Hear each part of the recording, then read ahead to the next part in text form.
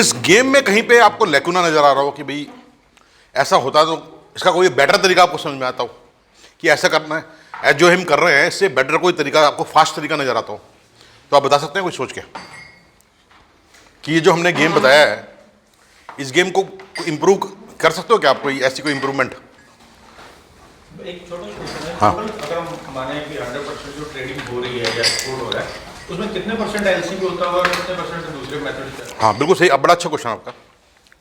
देखिए कोई भी फर्स्ट टाइम बिजनेस करेगा ना बिना एलसी के कोई नहीं करेगा, पहली बात तो ट्रेडिशनल मेथड से। अमेजन वगैरह की बात नहीं कर रहा मैं, नॉर्मल जो ट्रांजेक्शन होती है, अनलेस कि आपका कोई रिश्तेदार हो बायर, या आपने ही अपनी कंपनी खोली है फॉरेन कंट्री में जो इंपोर्ट कर रही है और वो स्टॉक एंड सेल करेगी, वहां स्टॉक करके माल को आगे बेचेगी, ये भी बहुत होता है। उसमें आपकी आरबीआई की प्रॉब्लम भी खत्म हो जाती है क्योंकि आपने तो पेमेंट कर दी। अब आप 180 दिन में बेचो, 6 महीने में बेचो, कभी भी बेचो, अपनी कंपनी में आपने इंपोर्ट कर लिया अब्रॉड में, आपका ब्रांच या डिपो है वहाँ पे? हाँ आपका डिपो है। या एक तरीका और भी है, जो ईपीसी है एक्सपोर्ट प्रमोशन काउंसिल है ना, उनके अपने बॉन्डेड वेयर हाउस है। बॉन्डेड का मतलब क्या है? वो वेयर हाउस जो कस्टम एरिया के अंदर है, यानी कस्टम क्लियरेंस नहीं हुई पर जर्मनी पहुंच गए, वहां पड़े हुए हैं, जैसे जैसे माल बिकेगा वो पार्ट में बिकेगा और कस्टम क्लियरेंस होती जाएगी। क्लियरेंस कराओ और निकालते जाओ। हाँ, उससे आपकी सेल बढ़ जाएगी। क्यों बढ़ जाएगी? क्योंकि माल जर्मनी पहुंचा हुआ है। वो तो बहुत ज्यादा बढ़ जाएगा। तो आप बायर को बोलोगे, बायर बोलेगा जी मुझे माल चाहिए, कब तक दोगे? ले लो जी, 2 दिन में ले लो, 3 दिन में ले लो। ट्रांजिट टाइम बच जाएगा ना। ट्रांजिट टाइम बच गया, सारी फॉर्मेलिटी बच गई। एग्रीड? ईपीसी आपको डिस्काउंटेड रेट पे स्टोरेज स्पेस देगी, एक्सपोर्ट प्रमोशन काउंसिल इंडियन, पर सारे कंट्रीज में नहीं होता। जो बड़ी बड़ी कंट्रियां हैं मेन जर्मनी हो गया, यूके हो गया, यूएसए हो गया, कनाडा हो गया, और अपने ही प्रोडक्ट में देगी सिर्फ। अगर आप एईपीसी के मेंबर हो तो अपरेल्स के लिए देगी, प्लास्टिक काउंसिल के मेंबर हो तो प्लास्टिक के आइटम्स के लिए देगी, है ना, सबके अपने अपने प्रोडक्ट के लिए देगी वो आपको। कॉमन नहीं होगा। ये नहीं है कि काउंसिल कोई और है, उसका वेयर हाउस है और सामान कोई इंजीनियरिंग का सामान हो गया, तो आपको इंजीनियरिंग काउंसिल के बजाना पड़ेगा कि जी आपके वेयर हाउस में हमें जगह चाहिए। तो एक छोटा सा क्वेश्चन और है, जैसे आप बता रहे हो अनलेस अपनी कंपनी हो, हाँ, सेलर जो हो गया, एक्सपोर्टर हो गया, या बायर हो गया, वो सेम आ गया, तो सेम जो एबीसी कंपनी इंडिया में है सेम एबीसी काउंट होगी या जो रिलेटिव वाली में? क्योंकि एक जगह मैंने पढ़ा था इसमें कहीं आता है कि अंडर आरमैट कोई है जिसमें कि आपको एक्सेस ज़्यादा है, अगर इन रिलेशन है दोनों कंपनी है या आपके रिलेटिव्स की कंपनी है दूसरी जगह जो फॉरेन में बायर है, तो अंडर आरमैट करके FEMA foreign exchange management act में कुछ प्रोविजन है जिसमें आप कोई मतलब कोई मैनिपुलेशन नहीं कर रहे हो, आप कोई गलत काम ना कर रहे हो, उसके लिए वैसे कुछ नहीं है। वैसे आप क्योंकि आपने वहां पे अपनी कंपनी फॉर्म करी है, जैसे सैमसंग है, सैमसंग इंडिया भी है, तो आप अपनी कंपनी के साथ उस कंट्री का नाम लिखोगे ना। हाँ, वो तो सिर्फ ईडी वाले केस में होता है, एनफोर्समेंट डायरेक्टरेट में अगर केस है आपका, उस वाले केस में होता है कि आप जो ये काम कर रहे हो इसमें कोई मैनिपुलेशन कर रहे हो और जिससे हमारे देश को नुकसान हो रहा है। वो तो बहुत रेयर होता है जी, ऐसा कुछ नहीं है। बिजनेस में आप अपनी कंपनी खोलो, कोई दिक्कत नहीं है, आप अपनी कंपनी वहां रजिस्टर कराओ। मैं तो अपनी खुद की बोल रहा हूँ, रिलेशन तो और किसी और का हो गया। अगर मेरी खुद की कंपनी है तो वो तो ज़्यादा खतरनाक है, अगर उस एंगल से देखो तो। आप कोई रिलेटिव की, तो रिलेटिव तो हो ही सकती है भाई, सबसे पहले तो ऑर्डर रिलेटिव ही देते हैं। आज कनाडा में मेरा कोई रिलेटिव बैठा है तो गवर्नमेंट उसको क्वेश्चन कर ही नहीं सकती इस बात को कि भाई मेरे मामा जी ने मेरे को ऑर्डर दिया है, बिल्कुल दे सकते हैं। देन अंडर आरमैट क्या चीज़ है? मेरे को चेक करना पड़ेगा आरमैट, आप मेरे को लगता है ईडी का है, ईडी का केस है ये। हाँ, फेमा में तो नहीं है। जो आपका प्रॉफिट है, प्रॉफिट के ऊपर जो टैक्सेस है वो ज़्यादा हो जाते हैं। चेक करना पड़ेगा, मैं मतलब वो मनी लॉन्ड्रिंग वाला केस है वो। जैसे मॉरिशस में है, मॉरिशस में आपने पैसे की मतलब मूवमेंट के लिए है, वो अलग चीज़ है। वो तो उसके कुछ कंडीशंस हैं, वो फेमा और ईडी के जो एक्ट हैं उनमें आता है। तो आरमेट मैंने भी वर्ड सुना हुआ है पर मुझे इसकी क्लैरिटी नहीं है, पर ये नॉर्मल बिजनेस से रिलेटेड नहीं है। नॉर्मल बिजनेस में ऐसा कोई रूल नहीं है।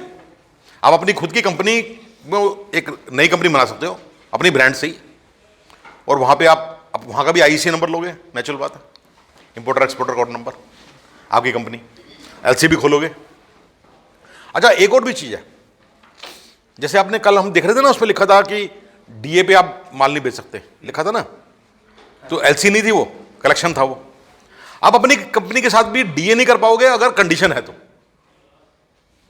अपनी कंपनी के साथ एलसी के पैसे बचाने के लिए आप क्या करोगे, एलसी नहीं खोलोगे आप। मेरी अपनी खुद की कंपनी है, मुझे क्या डर है, तो मैं क्या करूँगा, कलेक्शन पे भेजूँगा या मैं एडवांस दे दूँगा अपनी कंपनी में। एडवांस मैं बैंक को इन्वॉल्व ही नहीं करूँगा, क्योंकि कलेक्शन के भी कुछ चार्ज लगेंगे, मैं वो भी नहीं करूँगा। तो आपको ये चेक करना पड़ेगा आपके आइटम में वो गवर्नमेंट ऑफ इंडिया अलाउ करती है या नहीं करती है। उस पॉलिसी में अगर अलाउड है तभी कर सकते हो आप ये काम। कंसाइनमेंट अलाउड नहीं होता। कंसाइनमेंट का मतलब क्या होता है, कंसाइनमेंट भेज दिया, अब जब उसका दिल करेगा पेमेंट कर देगा वो, चाहे वो 180 डेज में कर दे, पर government of India generally allow नहीं करती है।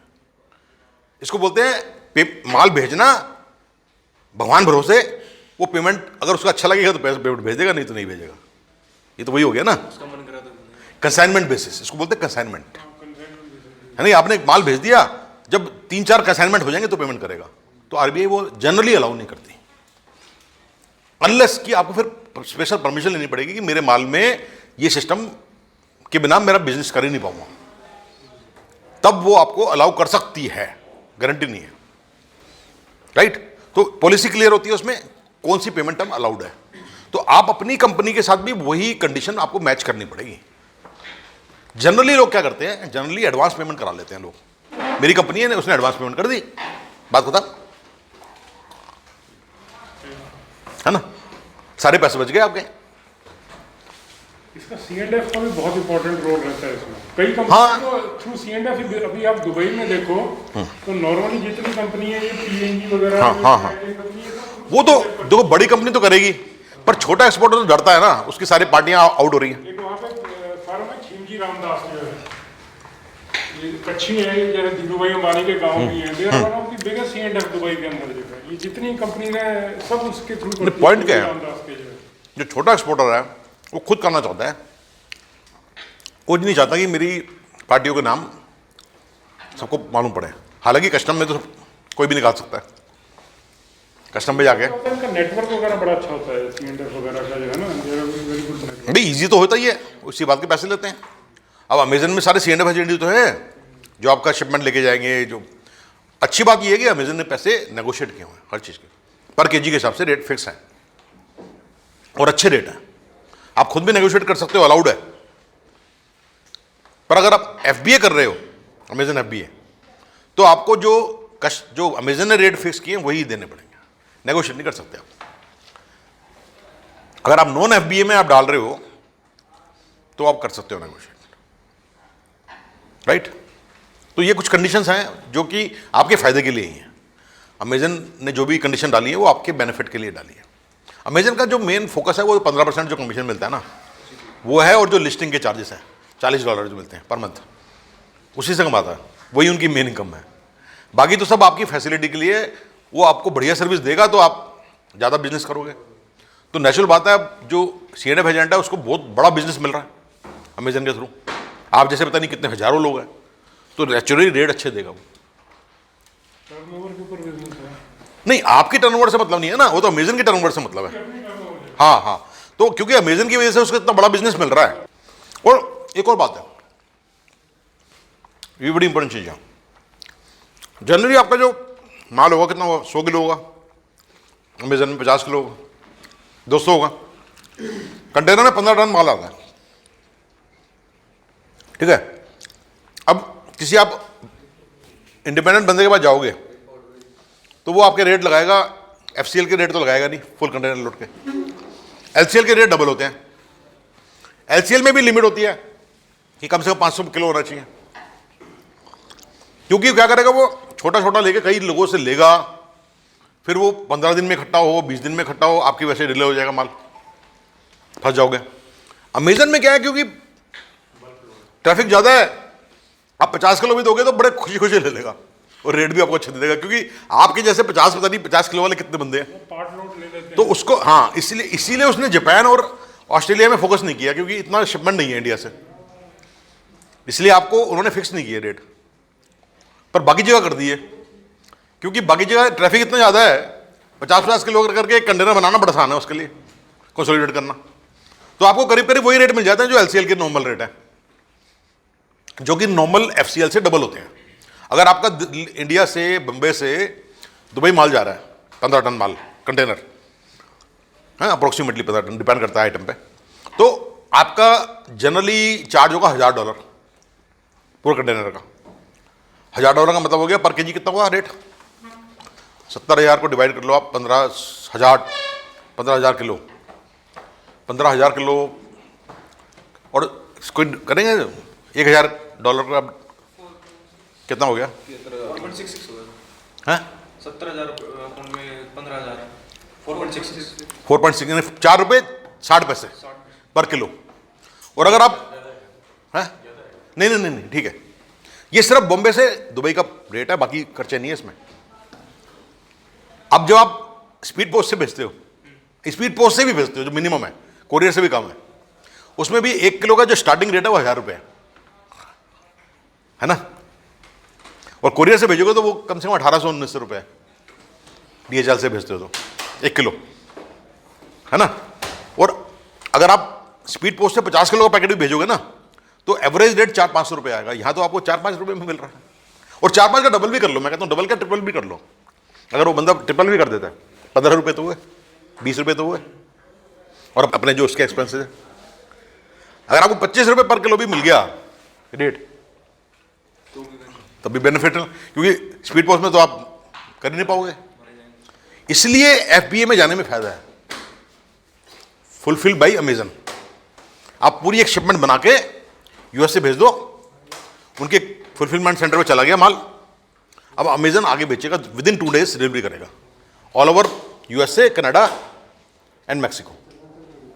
एक जोन हो गया ना, सिंगल जोन, ऐसे 13 जोन है, 18 नहीं है, सॉरी मैं कल गलत बता दिया था आपको, 13 जोन्स हैं अमेजन के वर्ल्ड में। तो आप जिस जोन में आप बिजनेस करना चाहते हो, आप उसके फुलफिलमेंट सेंटर तक पहुंचा दो उनके रेट पे, जो पर केजी जो भी रेट होगा, स्पीड पोस्ट से बेटर ही है, हाँ? आगे की टेंशन उनकी है, plus duties, plus import duty कोई अगर है तो, जनरली उन कंट्रीज में ज़्यादा ड्यूटी होती नहीं है, और इंडिया से तो वैसे ही कम होती है ना, तो वो सब देने के बाद आपका माल पहुंच गया। अब आपको बस ये करना है कि इतना माल भेजो कि 180 दिन में बिक जाए सारा, 180 डेज में, क्योंकि RBI की जो कंडीशन है ना 180 डेज वाली, राइट। तो ये बड़ा एडवांटेज है ये, आप बहुत ये बड़ा। सारे उससे बच जाओगे, सारी चीज़ों से बच रहे हो आप, सारी मेहनत बच रही है, तो ये गेम यही तो है। इसी बात से तो मैं तो ये बात तो कल बातें ये तो कर रहा था मैं आपसे, कि जो जिसका रोल है उसको करने दो, है ना, और खुद करोगे तो भैया दिक्कत तो आएगी, सुपरमैन वाली बात है। हम कहते हैं कि हम ही बनेंगे सब कुछ, हाँ, हम ही जहाज चलाएंगे, हाँ, हम ही ट्रेन चला के, मैं कहेगा नहीं, मैं वो कहेगा शिप पे भाई मेरा माल जा रहा है, अब पता ही रास्ते में क्या हो जाए, मैं तो साथ में बैठू होता है। पोर्ट भी खोल ही लेता हूँ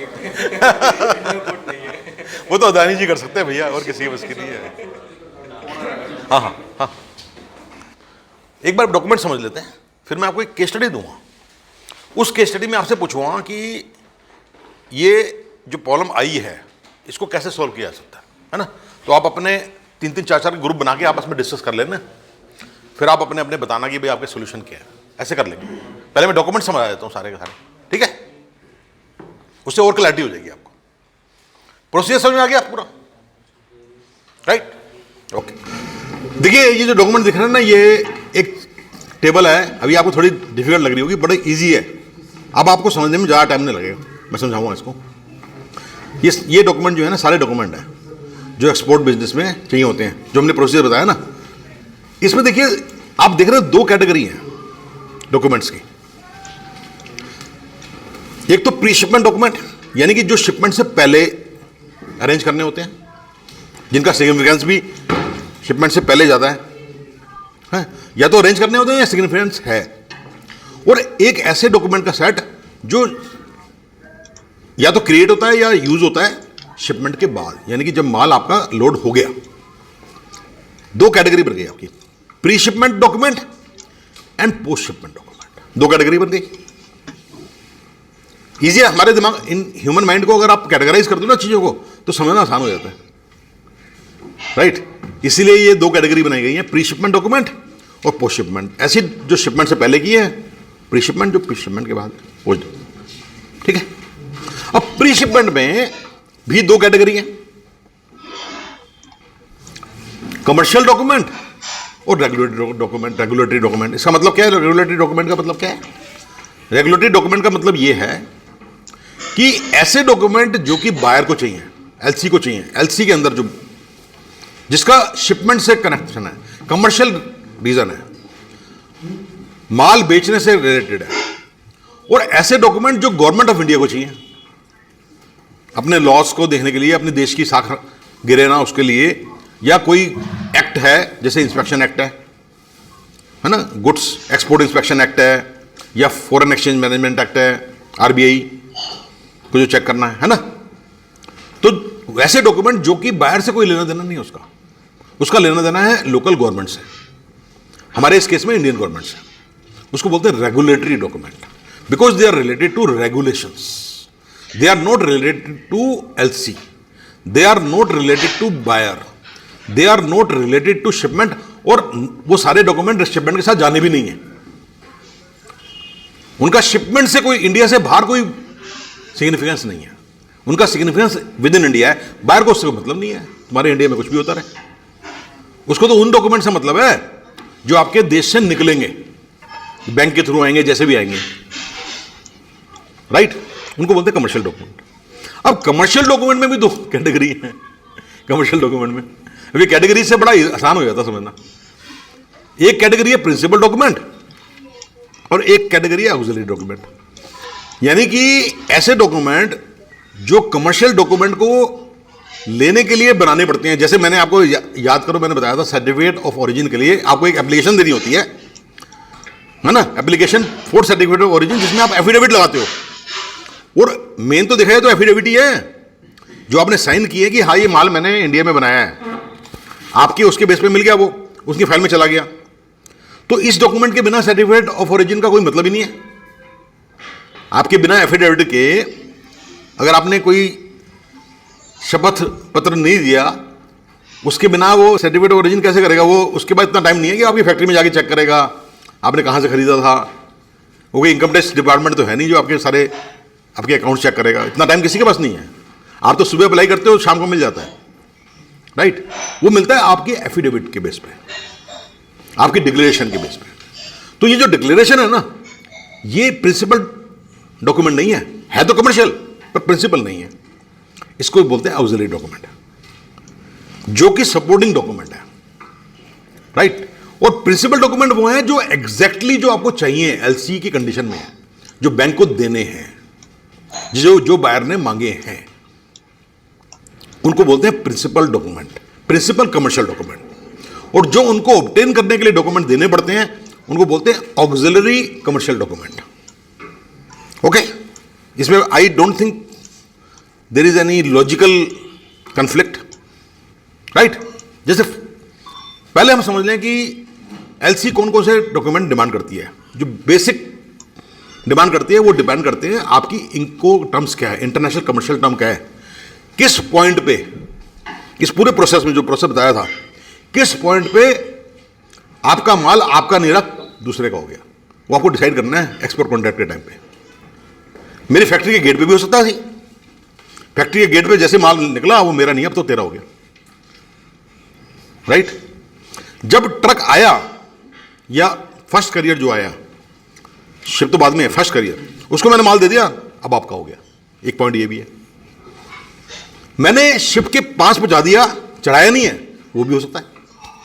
शिप के ऊपर लोड किया, जो सबसे कॉमन है एफओबी, जिसके बेस पे मैंने पूरा गेम बताया आपको, free on board, FOB, FAS free alongside, यानी कि शिप के साथ आपने लाके रख दिया उसकी रेल पे।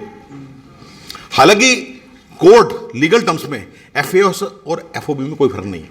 अगर कोर्ट कोई डिस्प्यूट होता है, अगर केस कोर्ट में जाता है इंटरनेशनल, तो वो एफएएस और एफओबी को सेम मानता है। पर बिजनेस में तो लोडिंग के खर्चे तो होते ही है ना, और लोडिंग में भी माल डैमेज हो सकता है। तो प्रैक्टिस के अंदर दोनों में डिफरेंस है ऑब्वियसली, राइट। अब ये भी हो सकता है कि आपने माल चढ़ा दिया शिप पे, पॉइंट वही है, पर बायर बोले जी यार तुमने माल चढ़ा दिया, अब मैं कहां जाऊंगा, तू उसका भाड़ा भी तू दे दे शिप का, है ना। तो आप क्या बोलोगे, ठीक है जी, उसका नाम हो गया हमने एफओबी की जगह CFR, cost and freight. Cost का मतलब एफओबी प्लस फ्रेट, सीएफआर एक पॉइंट हो गया।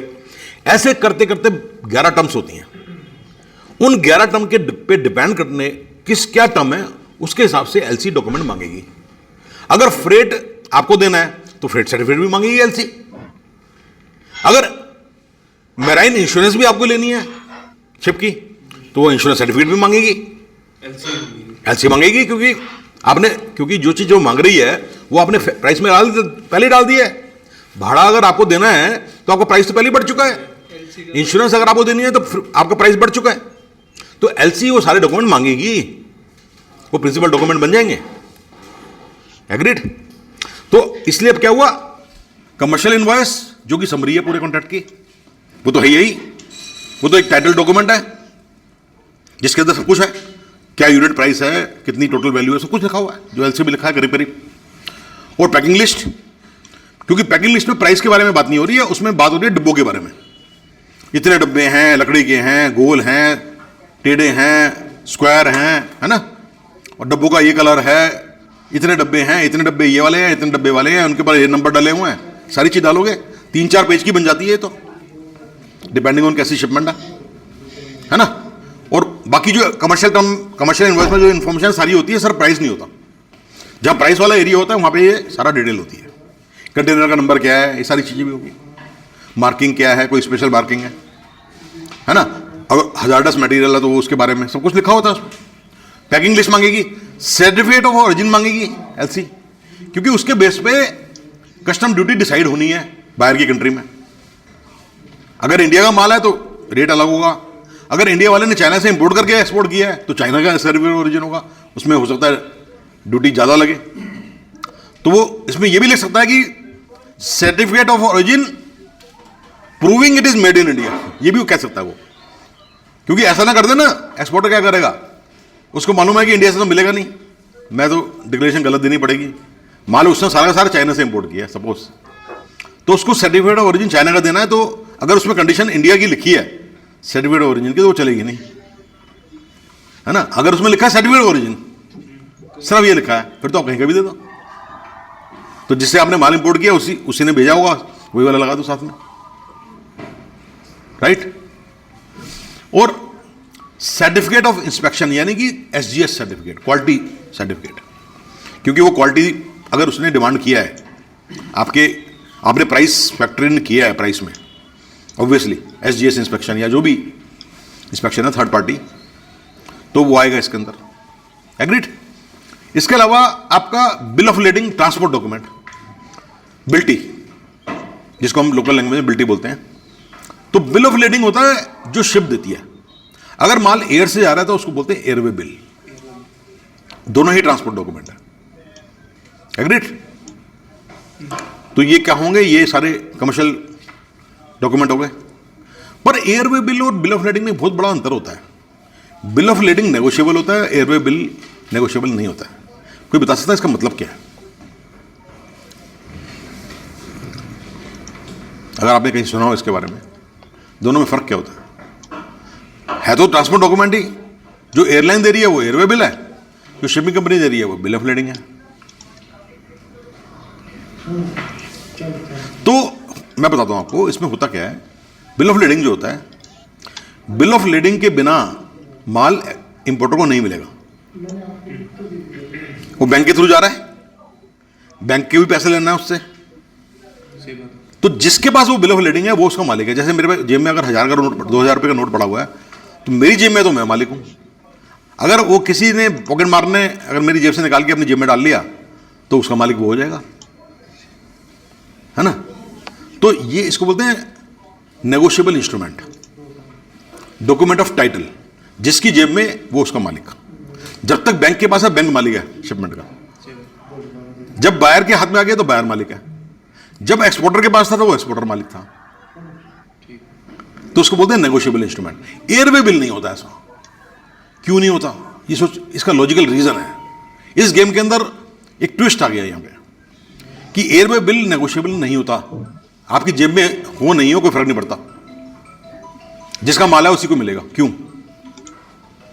जिसके नाम से माल है, जिसको अल्टीमेटली जाना है उसका ही हो गया, उसको उससे कोई मतलब नहीं है। आपने पैसे दिए नहीं दिए उससे कोई मतलब नहीं है। एयरवे बिल में जिसका नाम लिखा हुआ है, यानी कंसाइनी नेम्ड, कंसाइनी कौन है? रिसीवर्स नेम जो भी वो हाँ, वो अपने आईडी प्रूफ देगा, माल ले लेगा सब कुछ बाईपास करके। ऐसा क्यों? ये तो बड़ा खतरनाक मामला हो गया ना। बैंक सब फेल हो गया। अब बैंक एयरवे बिल ओरिजिनल लेके बैठा हुआ है, माल पहले छुड़ा लिया उसने। ऐसा क्यों? इस गेम के अंदर ये ट्विस्ट क्यों आया? ये गूगली कैसे आई? स्टोरेज नहीं होती होगी वहाँ पे एयरपोर्ट वगैरह। हाँ, एयरपोर्ट में अगर उसको नेगोशिएबल बना देंगे तो आज बाई एयर गया, कल सुबह पहुंच गया, शाम को ही पहुंच गया, और वो तो पहले बैंक में जाएगा, कोरियर जाएगा, बैंक रिलीज करेगा, फिर नेगोशिएट होगा। वो तो एयरपोर्ट पे तो हमारे जाने की तो जगह नहीं बचेगी, सारा माली माल पड़ा होगा बस लोगों का, राइट? तो माल इतनी स्टोरेज हो ही नहीं सकती पॉसिबल। तो इसलिए एयरवे बिल में ये प्रैक्टिकल नहीं है। शिप में इसलिए प्रैक्टिकल है कि शिप में टाइम होता है मिनिमम। बॉम्बे से अगर दुबई माल जा रहा है वो भी हफ्ता लगाएगा कम से कम मिनिमम, और वैसे नहीं तो 2 हफ्ते, 3 हफ्ते, 4 हफ्ते भी ले सकते हैं। तब तक तो ये सारे काम धाम हो जाएंगे बिल ऑफ लीडिंग वाले। ये चीज एयर में पॉसिबल नहीं है, राइट? इसलिए एयर में क्या होता है, जनरली लोग एडवांस पे काम करते हैं, क्योंकि बैंक का कोई रोल खास नहीं होता उसमें, राइट? और बैंक भी अगर एलसी खोलेगा एयर की तो 100% मार्जिन मनी पहले ही ले लेगा, क्योंकि उसको मिलने नहीं आगे, वो तो माल वैसे ही छुड़ा लेगा, राइट? फेल सेफ नहीं रहा ना। हाँ, फेल सेफ नहीं रहा। तो आपको एक नए तरीके से अपने नए तरीके से सिचुएशन देख के आपको डील करना पड़ेगा।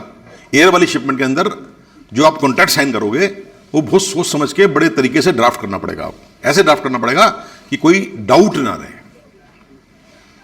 राइट?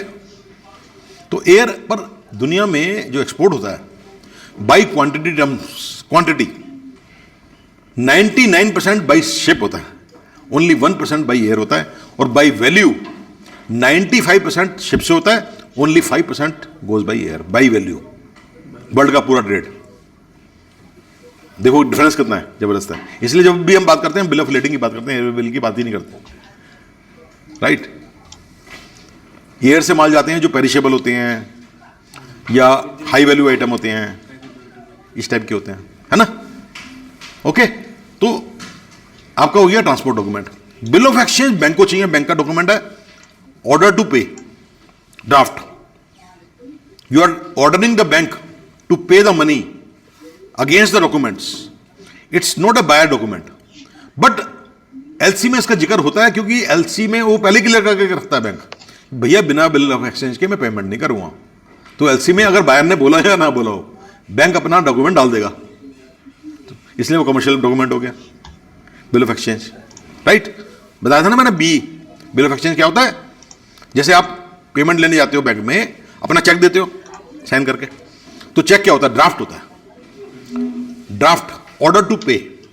आपने ड्राफ्ट में भी देखा होगा टू पे लिखा होता है ना, टू पे। तो बिल ऑफ एक्सचेंज वही चीज है, टू पे। यू हैव टू पे मी $1 लाख अगेंस्ट दिस एलसी। इसका फॉर्मेट होता है, हर बैंक का अपना फॉर्मेट होता है, जनरली स्टैंडर्ड होता है, और शिपमेंट एडवाइस डिलीवरी रिपोर्ट के साथ। याद है आपको डेट्स वगैरह लिख कि भाई मैंने जब मैं माल शिप किया था, 48 आवर्स में हाँ, हजारडस नहीं, मेरा माल चढ़ गया है, शिप चलने वाला है भैया, हमने बेटी विदा कर दी है, उसको रिसीव करने के लिए बैंड बाजे जो लेने हैं अपने गांव के अंदर, वो सारे अरेंज कर लो। उनकी टैक्सी आने वाली है, कपल की, न्यूली वेड कपल, है ना? तो ऐसा हम ये मत बोलना कि हमने बेटी बधानी करी है, हमने कर दी है बेटी। अब जिम्मेवारी आपकी है बेटी की, हमारी नहीं है। स्टोरेज बना लो जो है, हैं स्टोरेज वगैरह बना लो, सामान उतारने के लिए स्टोरेज है, कोई ट्रक का अरेंजमेंट करना है, C&F एजेंट से डील करना है, बंद रखने, हाँ। कवर रखने कि खुले में रखना है, कहाँ रखना है, जैसे भी करना है। मतलब ये एक कंडीशन है, एक तरह से रिक्वायरमेंट है, इसके बिना आपको पेमेंट नहीं मिलेगी। तो ये बायर भी नहीं लिखेगा इसके बारे में, शिपिंग, ये LC लिखेगी।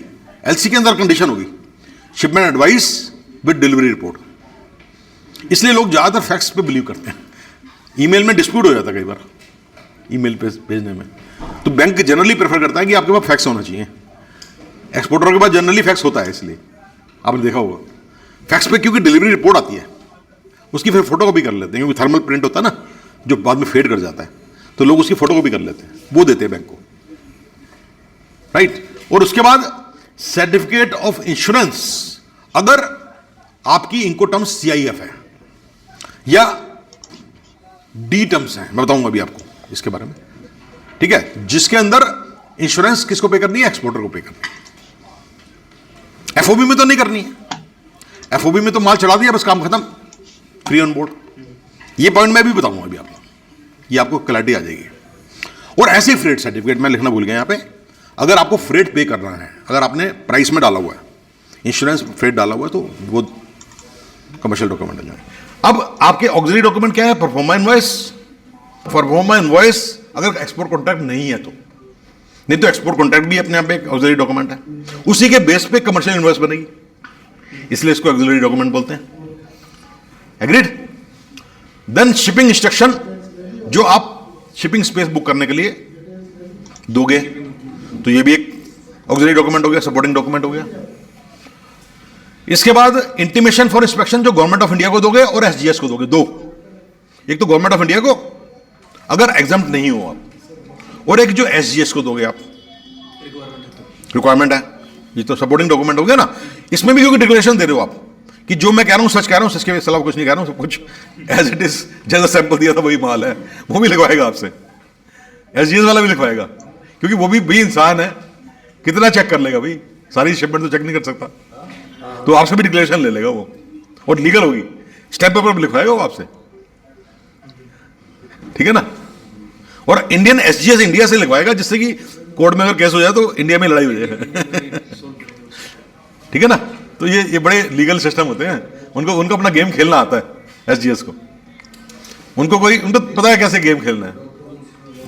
और letter to the bank for collection of payment, यार आप एक कवरिंग लेटर लगाओगे बैंक को कि ये पेमेंट LC के थ्रू है, LC की टाइप क्या है, क्योंकि नेगोशिएटिंग बैंक को दे रहे हो ना आप, नेगोशिएटिंग बैंक को तो नहीं पता, वो तो आप जैसे जो बोलोगे वही बात करेगा ना। वो तो कलेक्शन पे है तो कलेक्शन पे DA है, मतलब एक्सेप्टेंस DA पे है, DP पे है, ये थोड़ा बताऊंगा मैं आपको, है ना। तो ये सारी कवरिंग लेटर में आप लिख के दोगे, सारी इंस्ट्रक्शन लिखोगे बैंक को कि भाई मुझे इतनी पेमेंट चाहिए, मैंने बिल ऑफ एक्सचेंज लगा दिया है, इनवॉइस लगा दिया है और LC के सारे डॉक्यूमेंट लगा दिए हैं, LC की कॉपी लगाओगे, ये सारी चीजें दोगे ना।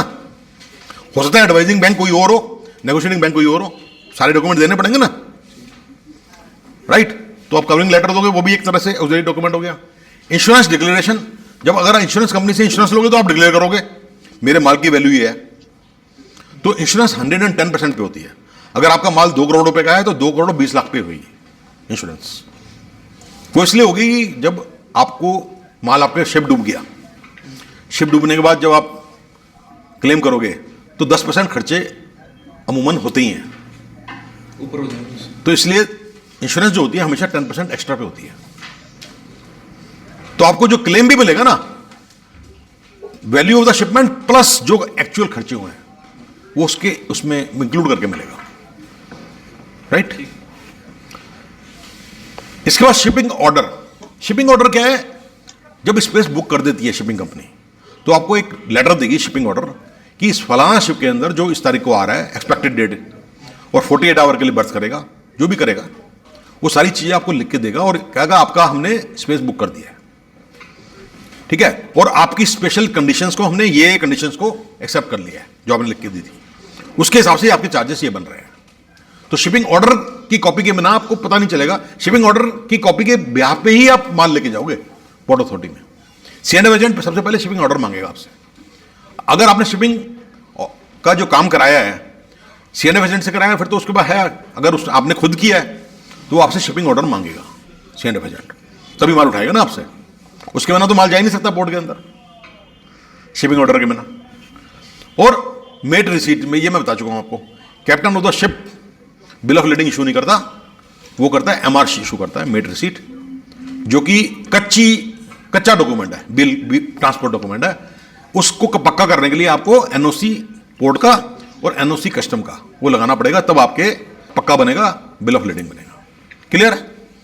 इसके बाद application for certificate of origin, ये मैं आपको ऑलरेडी बता चुका हूं, ये बड़ा इंपॉर्टेंट डॉक्यूमेंट है, क्योंकि इसमें आप डिक्लेयर कर रहे हो, साइन कर रहे हो, एफिडेविट डाल रहे हो कि ये माल में 40% कम से कम वैल्यू एडिशन यहां हुआ है, तो ये इंडिया, मेड इन इंडिया है।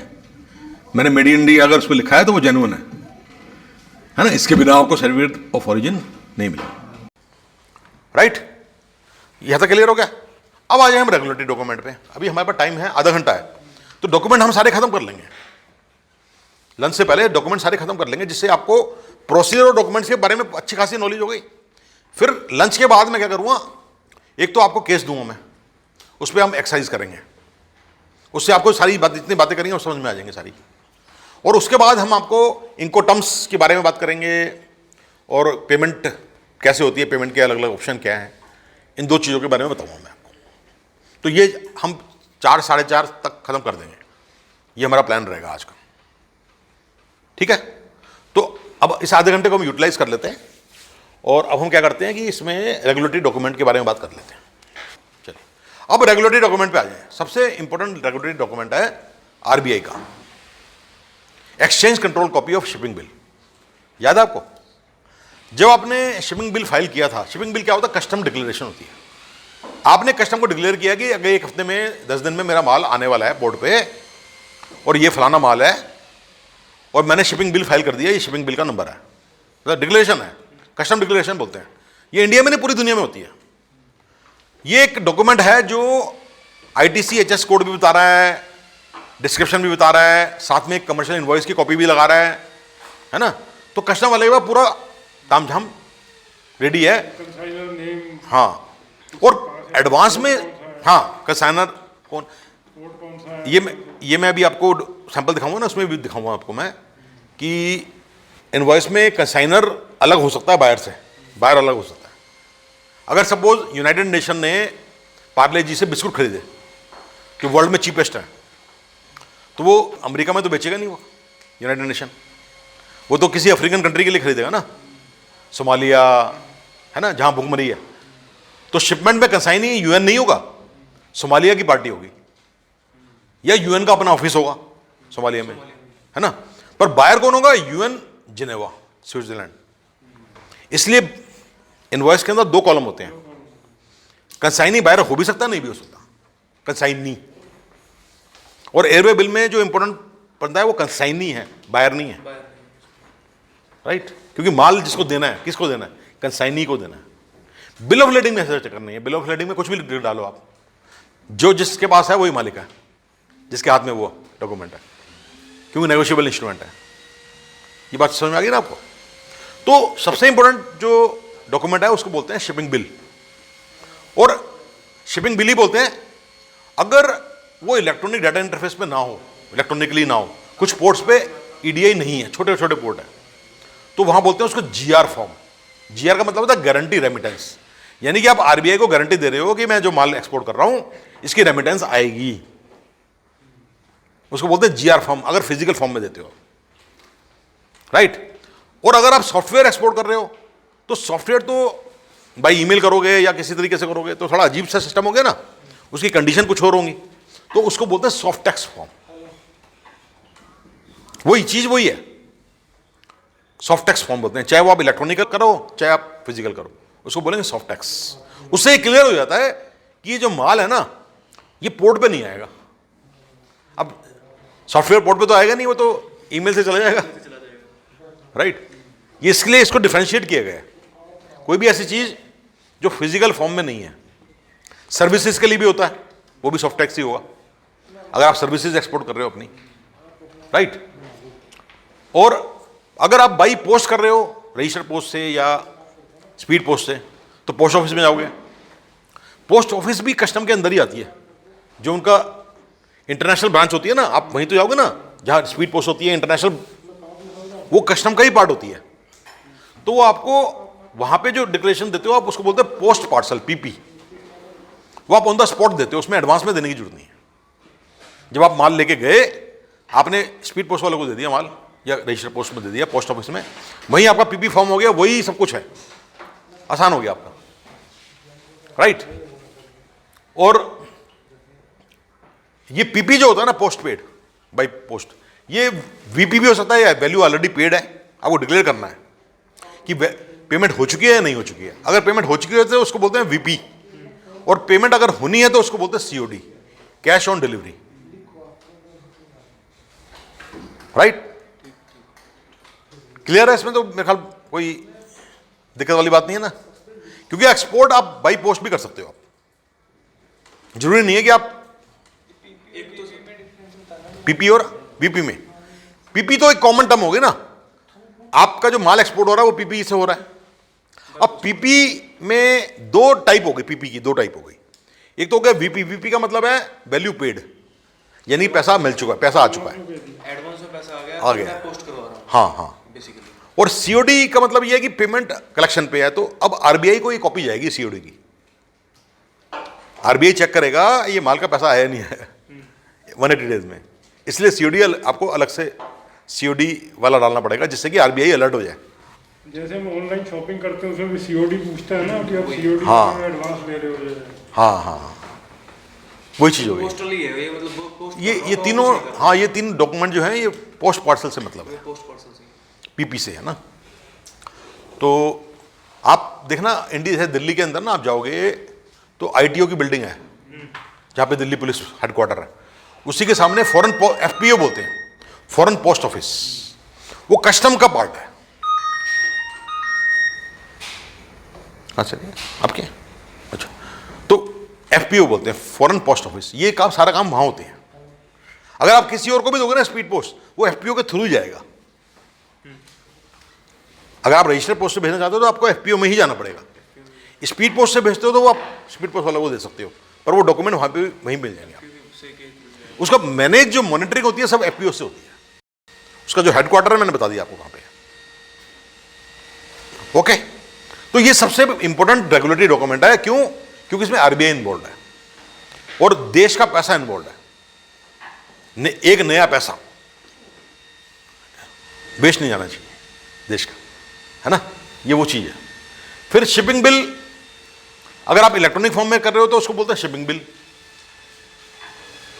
अब ये शिपिंग बिल की बात जो कर रहे हैं ये कस्टम के लिए है, वो जो पहले वाली थी ना वो थी आरबीआई के लिए। चीज दोनों सेम है, कॉपी अलग अलग, फॉर्मेट सेम है। एक तो आपने आरबीआई के लिए बनाई और ये शिपिंग बिल, उसको इसी को शिपिंग बिल बोलते हैं अगर वो आप कस्टम के लिए बना रहे हो। पर होता क्या है इलेक्ट्रॉनिक में, इलेक्ट्रॉनिक सिस्टम में ऑटोमेटिकली बन जाती है, आपको बार बार बनाने की जरूरत नहीं है। जब आप बनाओगे, जब ऑनलाइन करोगे तो वहीं पे क्लिक करना है कि ऐड एक्सचेंज कंट्रोल कॉपी, वो ऑटोमेटिकली जनरेट हो जाएगा, अलग से बनाने की जरूरत नहीं है। जैसे कोरेस्पोंडेंस एड्रेस के टाइम पे करते हैं कि सेम एज परमानेंट। हाँ हाँ हाँ, नहीं वैसे भी मतलब आपके एक्सपोर्ट को इजी कैसे करेंगे जब फॉर्मेट सेम है, सब कुछ सेम है, इलेक्ट्रॉनिक है। आप जैसे क्लिक करोगे ऑटोमेटिकली एक्सचेंज कॉपी बनके ऑटोमेटिकली आरबीआई के कंप्यूटर में चली जाएगी ऑटोमेटिकली। जैसे फाइल करोगे, जैसे पैसे आप पेमेंट कर दोगे, कस्टम की जो फीस है वो पेमेंट करोगे ना, जैसी पेमेंट हो जाएगी आपको कंफर्मेशन मिल जाएगी, हाथ की हाथ आपकी वाली कॉपी आरबीआई में चली जाएगी। और आप नहीं करोगे तब भी जाएगी, नेचुरली आरबीआई तो छोड़ेगा थोड़ी, नहीं भी करोगे तो भी चली जाएगी वो कॉपी ऑब्वियसली। और एक पोर्ट ट्रस्ट कॉपी ऑफ, एक पोर्ट ट्रस्ट को भी जानी चाहिए ना कॉपी, पोर्ट ट्रस्ट को भी तो मालूम होना चाहिए कि माल आने वाला है, राइट। तो वही उसकी ऑटोमेटिकली एक कॉपी ऑटोमेटिकली पोर्ट ट्रस्ट को भी चली जाएगी, वही शिपिंग बिल की कॉपी। ये इसलिए बताया गया अलग से, अगर आप इलेक्ट्रॉनिकली नहीं कर रहे, फिजिकल फॉर्म में आपको भरना पड़ेगा, है ना, लिखना पड़ेगा, साइन करने पड़ेंगे, अलग पोर्ट के लिए अलग करने पड़ेंगे, आरबीआई के लिए अलग करने पड़ेंगे, उनके नाम चेंज हो जाएंगे फिजिकल फॉर्म में, इसलिए इसको डाला गया। और post charges receipt, post charges receipt का मतलब ये हो गया कि जो आपने पेमेंट किया, आपने जो पीपी मिला ना पोस्ट पार्सल, साथ में एक रिसीट मिली पेमेंट की। रिसीट का मतलब ये है कि कस्टम सर्टिफाइड कि माल आपका क्लियर हो गया है, वो एक तरीके से एनओसी है कस्टम्स। एक तरह से एनओसी है वो, राइट। ये हो गया रिसीट। फिर आपका इंश्योरेंस प्रीमियम पेमेंट सर्टिफिकेट। तो अगर आपको इंश्योरेंस पे करनी है और गवर्नमेंट ऑफ इंडिया की कंडीशन ये है कि कई कंट्रीज में ऐसी कंडीशन होती है, इंडिया में भी कुछ कुछ शिपमेंट के लिए है कंडीशन कि इंश्योरेंस आपको ही पे करनी है, आपको फोर्स करना पड़ेगा बायर को कि insurance will be paid by the exporter only. क्यों? जिससे इंडिया की जो इंश्योरेंस कंपनी है उनका धंधा बढ़े। हर कंट्री चाहती है कि इंश्योरेंस उनकी कंट्री में हो जिससे कि इंश्योरेंस कंपनी को फायदा हो।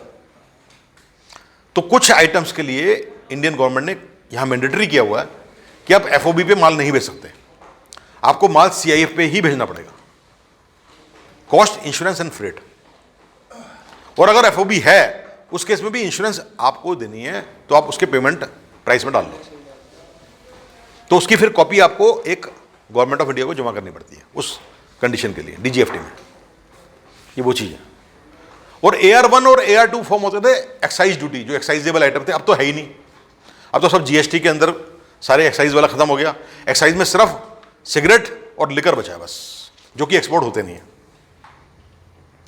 है ना। पर इसलिए डाल दिया इसको, अभी डाला हुआ है कि बाई चांस कोई बंदा एक्सपोर्ट कर ले लिकर को, है ना, बांग्लादेश नेपाल तो हो ही सकता है ना और कहीं नहीं तो उसके लिए इन्होंने AR फॉर्म डाला है। AR फॉर्म से मतलब ये होता है बिना एक्साइज ड्यूटी पे किए हुए माल आपका छूट गया फैक्ट्री से। उस तरह की फैक्ट्री के अंदर कस्टम डिपार्टमेंट वहीं बैठा होता है गेट पे, उनकी वॉच में ही वो क्लियर होता है। और अगर नहीं बैठा है, हाँ कुछ पे, अगर नहीं बैठा है तो आपको इनवाइट करना पड़ेगा, मेरा माल रिमूव करना है एक्सपोर्ट के लिए, हम एक्साइज नहीं दे रहे। उसके लिए ये AR1 और AR2। AR1 का मतलब है आपने अप्लाई किया है, AR2 का मतलब है कि उन्होंने साइन करके आपको वापस कर दिया, बस। एक्साइज ड्यूटी, एक्साइज डिपार्टमेंट, वो भी कस्टम का ही पार्ट है। सेल टैक्स, एक्साइज, कस्टम सब एक ही डिपार्टमेंट है ये सारे, है ना। इनडायरेक्ट टैक्सेस और व्हीकल टिकट। अगर आप माल ट्रक से भेज रहे हो, जैसे बांग्लादेश में माल जो जाता है वो ट्रक से जाता है, ट्रांसपोर्ट कॉर्पोरेशन ऑफ इंडिया ज़्यादातर लेके जाती है, जो आपको आपके वेयर हाउस से बाहर के वेयर हाउस तक पहुंचाती है।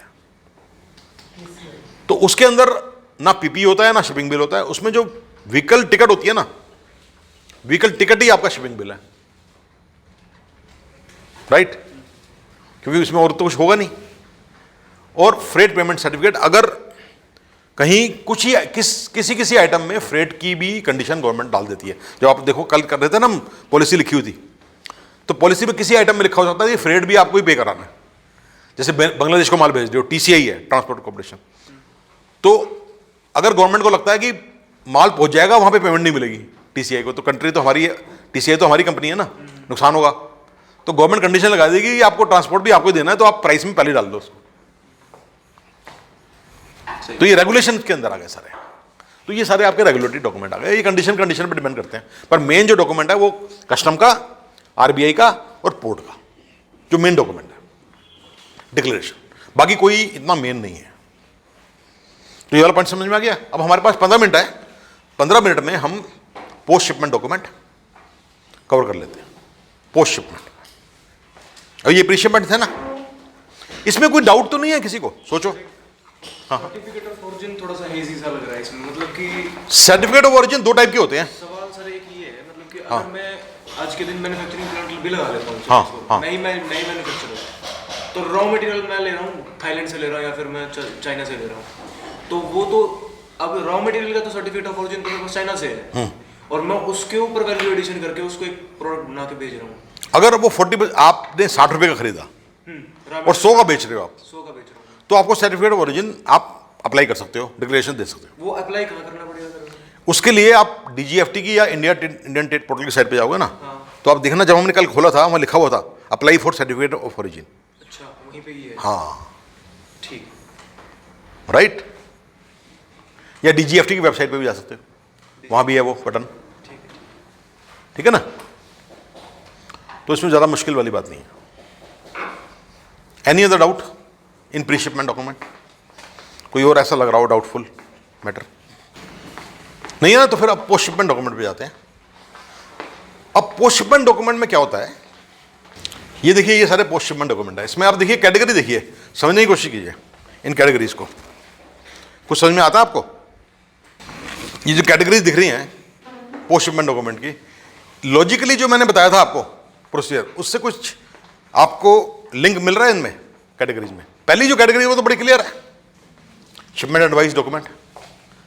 वो तो जब आपका माल चढ़ जाता है उसके बाद ही तो होता है शिपमेंट एडवाइस, राइट? तो शिपमेंट एडवाइस में कौन कौन से डॉक्यूमेंट होते हैं? शिपमेंट एडवाइस ही होता है अपना डॉक्यूमेंट जो कि आपको बैंक में देना है, तो पोस्ट शिपमेंट हो गया। Secondly, non negotiable copy of bill of leading. जब आप बिल ऑफ लीडिंग मिलता है, एक कॉपी नहीं मिलती, 12 कॉपी मिलती है टोटल।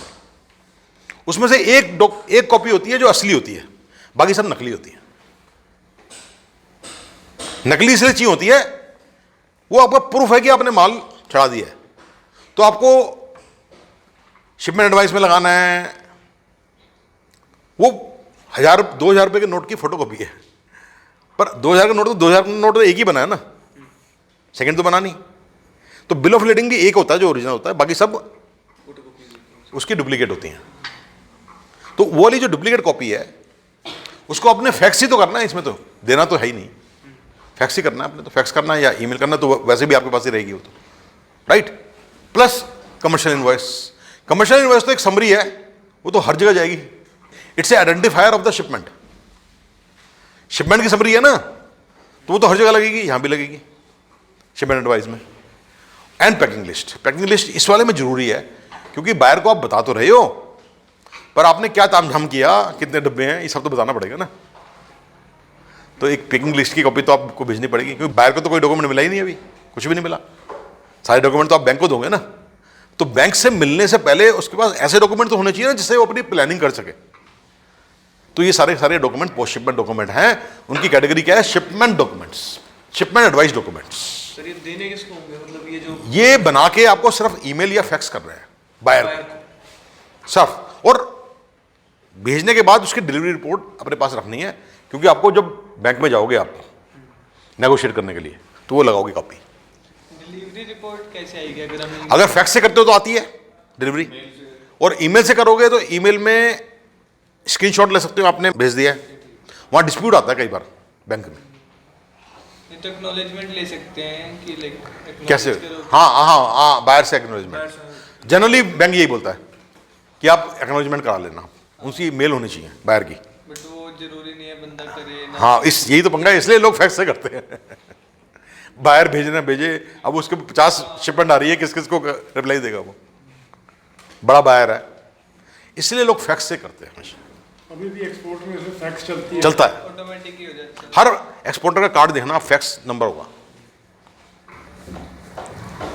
केवल फैक्स में कॉपी सही नहीं आती, पर लेजिबल नहीं आती, जो प्रिंट आउट निकलता है उसकी फोटोकॉपी ले लेते हैं इमीडिएटली लोग। थर्मल प्रिंट होता है ना, वो 48 आवर में पता नहीं कितने आवर में फेड हो जाता है वो, तो इमीडिएटली आप फोटोकॉपी ले लेते हो आप उसकी, है ना? ये सिस्टम है, चला आ रहा है काफी टाइम से। बैंक तो फैक्स क्या, वो तो टेलेक्स यूज करता है। किस जमाने का? बाबा आदम के जमाने का। बैंक टू बैंक जो कम्युनिकेशन होती है वो टेलेक्स पे होती है, क्योंकि सेफ है, हैक नहीं हो सकती, है ना? Old technology, old is gold. जैसे टाइपराइटर होता है ना, पहले टाइप करते थे, तो जब कॉपी बनाते थे तो एक कार्बन कॉपी लगती थी, तो अगर कोई चोरी वोरी भी हो जाए तो कार्बन कॉपी से मालूम पड़ जाता था क्या लिखा है। तो ये डिटेक्टिव्स के लिए बड़ी बढ़िया चीज़ है कि आपने डस्टबिन में देखते हैं यार ये कार्बन पड़ा होगा, कार्बन निकालते हो, वो ये टाइप किया था, उसका मर्डर हो गया बंदे का, उसने ये टाइप किया, इन्फॉर्मेशन के बाद मर्डर हो गया, उसकी जो मर्डर किया उसने दोनों कॉपी लेके चला गया, वो कार्बन कॉपी गलती से वहीं रह गई डस्टबिन में। अब वो डिटेक्टिव आया, उसने डस्टबिन से निकाला, बोला हो गया काम मेरा। तो उससे पहले टेलीग्राम में टेलेक्स पहले हाँ। सेम सिस्टम होता है। हाँ, तो कई जगह अभी भी यूज होते हैं। अब जैसे हॉस्पिटल्स के अंदर आज भी black and white TV use होता है, पता आपको ये बात? क्योंकि रेडिएशन नहीं होती उसमें, हेल्थ के लिए ठीक होता है। पूरे वर्ल्ड में जो मॉनिटर यूज होते हैं कलर्ड नहीं होते हैं हॉस्पिटल्स के अंदर। और इंडिया सबसे बड़ा एक्सपोर्टर है इंडिया में, वर्ल्ड में, ब्लैक एंड वाइट टीवी का आज भी, क्योंकि उसकी जो कैथोड रे ट्यूब है CRT सिर्फ इंडिया में ही बनती है, एक ही कंपनी बनाने वाली पूरे वर्ल्ड में, सामटेल, जो कि हिमाचल में है, एक ही कंपनी है, और बाकी लोग असेंबल करते हैं, एक्सपोर्ट करते हैं। तो India is the largest exporter of black and white TV in the world, और सारे हॉस्पिटल उसको खरीदते हैं। Even TV computer monitor black and white India में ही बनता है, मोनोक्रोम, आज भी एक्सपोर्ट होता है, क्योंकि बाकी जगह सब वो टेक्नोलॉजी खत्म हो चुकी है, राइट। जो अंडरडेवलप्ड कंट्री है उनमें जाता होगा ज़्यादा। अफ्रीका में भी जाता है, कुछ कुछ जाता है, पर अब वो लोग भी कहाँ ब्लैक एंड वाइट यूज करते हैं। गरीब से गरीब आदमी भी ब्लैक कलर टीवी लेता है। बहुत फास्ट नाइजीरिया में। हाँ अब तो एक्सेसिबिलिटी ज़्यादा होगी ना। हाँ हाँ हाँ, और black and white TV ice के लिए भी अच्छा होता है इन कंपेरिजन टू, तो इसलिए हॉस्पिटल्स कभी भी कलर टीवी, इवन जो उनके रूम्स होते हैं जहाँ पे पेशेंट होते हैं वहाँ भी कलर टीवी नहीं लगाते वो लोग, कई जगह अच्छे अच्छे हॉस्पिटल कलर लगाते हैं। वैसे उनके जो गाइडलाइन है उसमें कलर टीवी अलाउड नहीं है अच्छे हॉस्पिटल के अंदर, इंटरनेशनली ये नॉर्म है, ये क्वालिटी पैरामीटर में आता है। ये लगाया तो सब में कलर ही होता है, कलर ही लगाते हैं। पर एक्सपोर्ट तो हो ही रहा है, हॉस्पिटल खरीद भी रहे हैं, तो वो ब्लैक एंड वाइट लगा ही रहे होंगे। सर वो इंडिया के अंदर फार्मास्यूटिकल का हाल बुरा है, उसके ऊपर कोई रेगुलेटरी है नहीं। हाँ आप जाए किसी से भी पैरासीटामोल ले लो वो दे देंगे। हाँ, ये बात भी है, सही बात है। अच्छा, दूसरी जो कैटेगरी है, अब हमारे पास 10 मिनट बचे हैं, इसको खत्म कर लेते हैं। दूसरी जो कैटेगरी है वो है नेगोशिएशन डॉक्यूमेंट। वो तो मैंने आपको सारे बताए थे, वही वाले सारे डॉक्यूमेंट हैं जो बैंक को देने हैं, है ना। ये शिपमेंट के बाद ही आने हैं, जिसमें बिल ऑफ एक्सचेंज भी होगा, शिपमेंट एडवाइस भी होगी, और कमर्शियल इनवॉइस भी होगी, सर्टिफिकेट ऑफ ओरिजिन भी होगा, सारा काम झाम होगा। मेरे को लगता है अब आपको काफ़ी समझ में आ गया कि ये सारे डॉक्यूमेंट कौन कौन से होते हैं और क्यों होते हैं, है ना।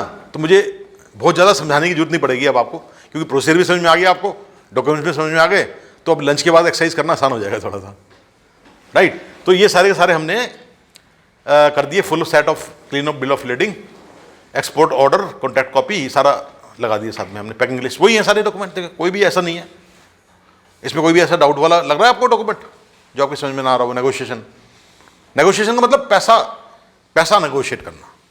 नेगोशिएटिंग बैंक आपसे लेगा और आपके बिहाफ पे सर आगे पेमेंट, ये जो नेगोशिएटिंग वर्ड जो है ये पैसे की ही नेगोशिएशन, सिर्फ मनी के लिए।